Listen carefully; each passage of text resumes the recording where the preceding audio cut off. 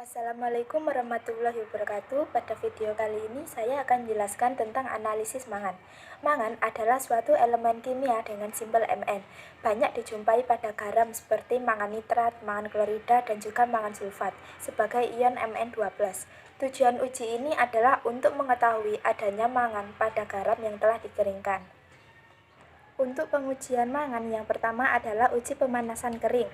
Yang dibutuhkan adalah garam pada tabung reaksi, lalu pemegang tabung reaksi, dan juga bunsen. Prosedurnya adalah ambil sedikit garam dalam tabung reaksi, kemudian panaskan di atas bunsen, lalu amati. Apabila terjadi perubahan warna menjadi coklat atau hitam saat dipanaskan menandakan adanya ion mangan. Lalu yang kedua adalah uji nyala api. Yang dibutuhkan adalah garam murni dalam arloji, asam klorida pekat, pipet tetes, batang pengaduk kaca, ose bulat, dan juga bunsen. Prosedurnya, ambil sedikit garam dalam kaca arloji, lalu tambahkan beberapa tetes asam klorida pekat dengan menggunakan pipet tetes. Lalu aduk dengan spatula hingga membentuk pasta. Ambil sedikit pasta tersebut dengan ose bulat. Kemudian bakar di atas bunsen hingga menjadi nyala api yang teroksidasi. Warna api yang berwarna hijau menunjukkan adanya mangan.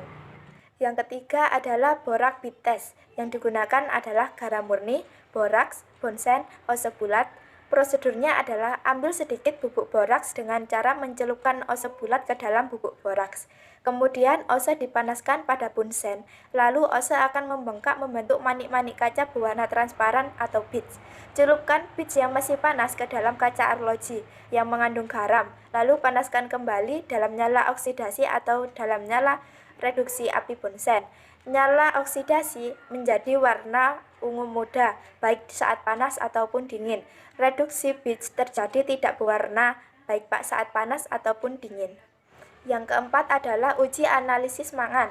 Yang diperlukan adalah larutan garam pada tabung reaksi, asam nitrat pekat, asam klorida, amonium hidroksida, gas hidrogen sulfida, pipet tetes, pemegang tabung reaksi, dan juga bunsen.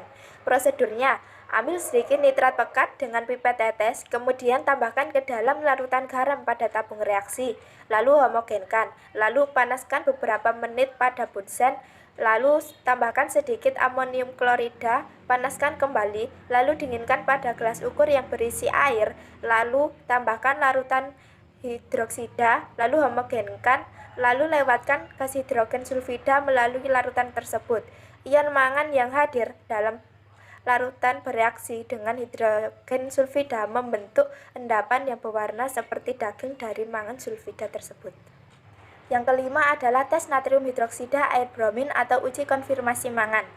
Yang dibutuhkan adalah larutan garam dalam tabung reaksi, air bromin, natrium hidroksida, dan juga pipet tetes. Prosedurnya adalah ambil sedikit larutan natrium hidroksida dengan menggunakan pipet tetes.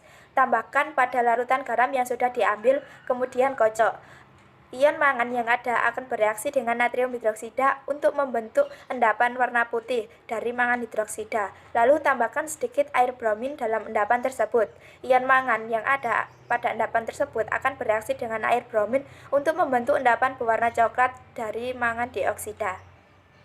Yang keenam adalah uji timbal peroksida. Yang dibutuhkan adalah endapan dari natrium hidroksida bromin, asam nitrat pekat, timbal peroksida, pipet tetes, spatula, rak tabung, dan juga bunsen. Prosedurnya adalah masukkan asam nitrat pekat dalam endapan tersebut, lalu tambahkan dengan timbal peroksida dalam endapan tersebut dengan spatula, lalu panaskan pada api bunsen, biarkan dingin dengan mengendap. Maka ion mangan yang ada pada endapan tersebut akan bereaksi dengan asam nitrat. Timbal peroksida membentuk warna merah muda atau pink karena pembentukan permanganat.